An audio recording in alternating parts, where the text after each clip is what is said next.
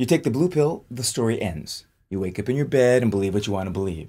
You take the red pill, and you will stay in Wonderland, and I show you how deep the rabbit hole goes. Just kidding. If you've seen the movie, I know you're going to recognize that. It's that whole fantasy world, a computer construct called the Matrix, where humans are used to provide energy for machines in a massive people battery factory. In the movie, Neo has to make a choice on where he wants to live, either in the made-up false world of the Matrix or the fantasy-free, as-is truth of the real world. I think we all have to make a similar choice.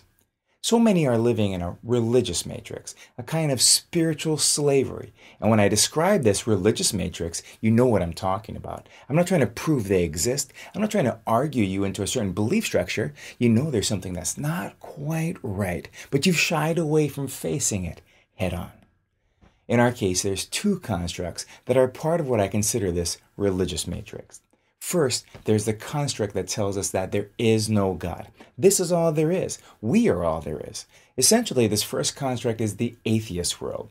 And this is the world that separates and distances us from any connection, any interaction with the divine. There simply is no God. And the Bible describes this as foolishness. Check your own feelings, your thoughts, your own experiences. Does that match up with what you know?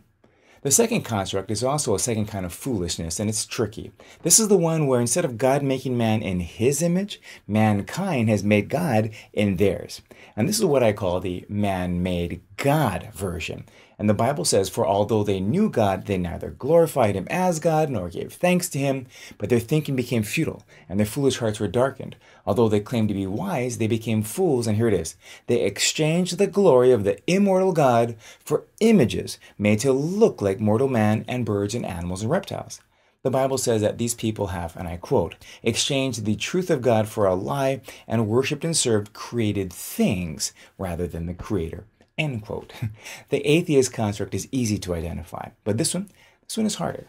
My big problem with this second construct is not so much with the people that follow as with the leaders of these religious movements. Because, see, where the atheist construct sets out to disconnect you from religion or God, the approach of the man-made construct is to connect you to them rather than directly to God.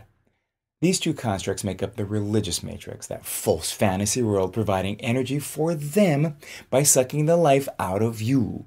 So what are you plugged into? Is what you're living real or just another construct? Jesus said, I'm the way, the truth, and the life, and no one will come to the Father except through me. That's how you know, and that's how you check it. There's more out there, and you know it, you feel it.